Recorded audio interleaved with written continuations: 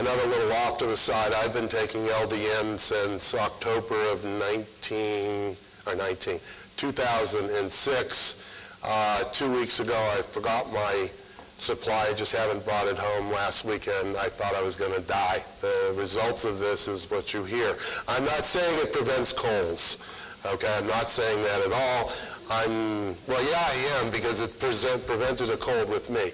Now, the key to the whole thing is, now that I've gone back on it, which was Wednesday night, we're going to see if my cold goes away any quicker. Okay, back to the diagnosis. We had 173 patients that were diagnosed with MS. That's our particular area of interest for a lot of different reasons. Okay, the length of the disease. We're trying to see, or what we're looking at in a post-marketing type of study is longevity. How long have people had things? And so with this population that we have right now, 89 of the patients have had MS for 0 to 9 years. That's the biggest group. The second is 57. 57 have had it for 10 to 20 years. 21 for up to 30, and 18 over 30 years. That's a pretty old population. We're seeing the population shift a little bit into the older group, which hopefully that means there are going to be less people being diagnosed with MS, but maybe not. We can't make that call right now.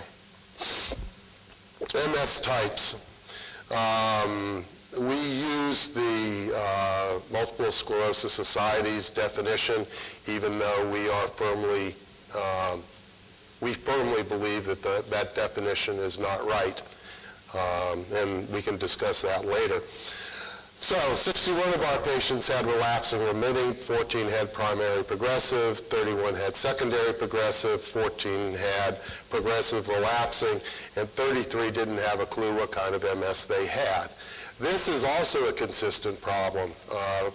3 surveys running, there was a very large percentage of people who did not know what kind of MS they had. That seems to me to be sad. But it's also supports our theory that these definitions of MS are probably not accurate. But it's really good for the drug companies. Did I say that out loud? Sometimes I'll go like this. Okay, duration of LDN usage.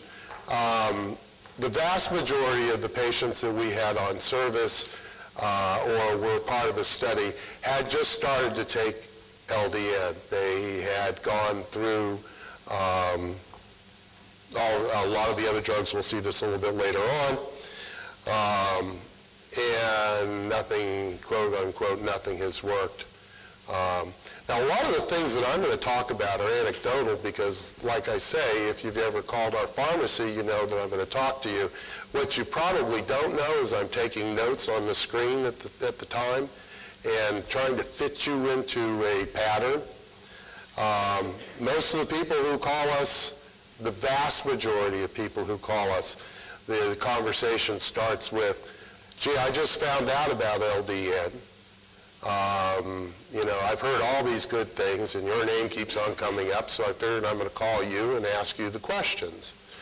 You know, one of the questions is, why don't more people know about LDN? It's funny, because these questions haven't stopped in the last 9 or 10 years that we've been dispensing LDN. And, you know, sometimes it's like, well, you know, I don't know how much more we can do. Okay, we're on the internet. There are people who are walking 50 miles. There, you know, are people who are putting fundraisers together. You know, last year I was fortunate enough to be on Dr. Hoffman's program. I've heard a bunch of other people. There's a lady up in Jacksonville who, you know, was on the local station. Yeah, that was interesting because every picture they took of a prescription bottle had my name on it. That was neat, okay? I didn't even know that she was involved. There have been books that have been written. I honestly don't know how much more that we can do. I do know that this is a patient-driven drug, okay? This is a patient-driven drug. The only way it's going to get out there is for you obnoxious people to go to your doctors and say, I don't want Tysabri, okay? I don't want Copaxone, I don't want Avonex, I want LDN. That's the only way it's going to work.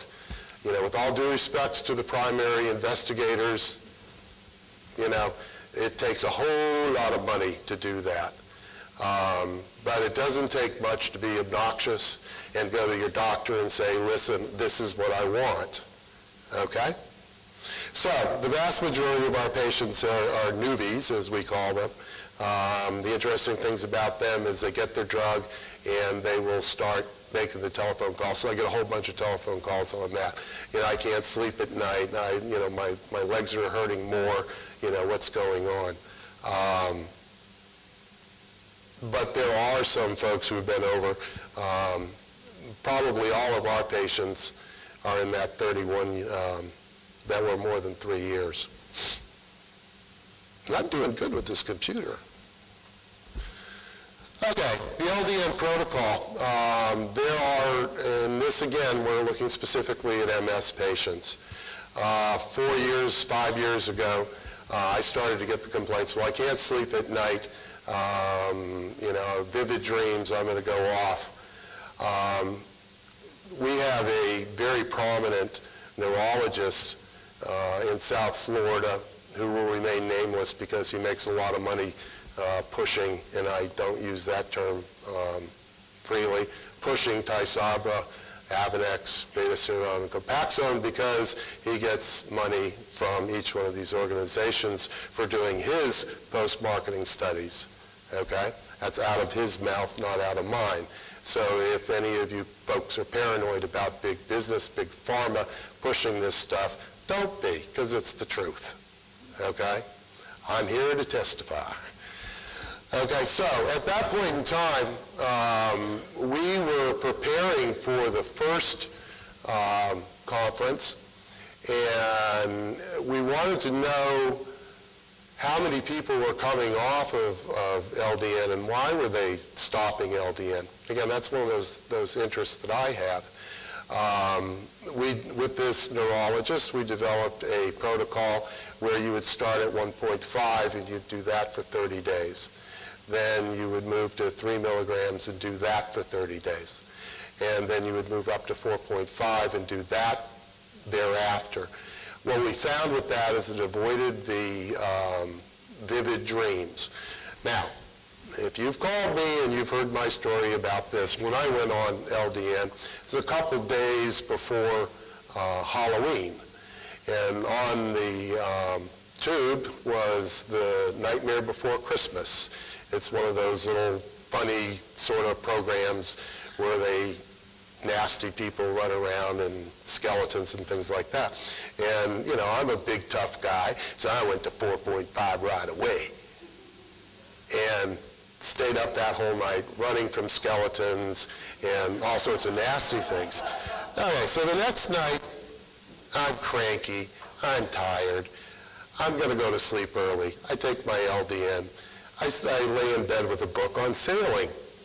That was a much better night, okay? I sailed all over the South Pacific, and it was just a great time. So we developed this protocol to avoid that, and for the most part, it does. There's going to be an issue with tightness or spasms that we're going to talk about in a little bit, okay?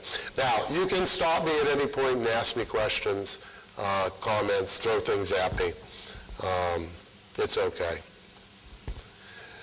Okay, current strengths. Again, we have in our database over 100 different strengths, starting from 0.5 on up to 6. The majority of patients are taking 3 milligrams. And back in the old days when you could actually call Dr. Bahari and speak with him, that was the dosage that he gave.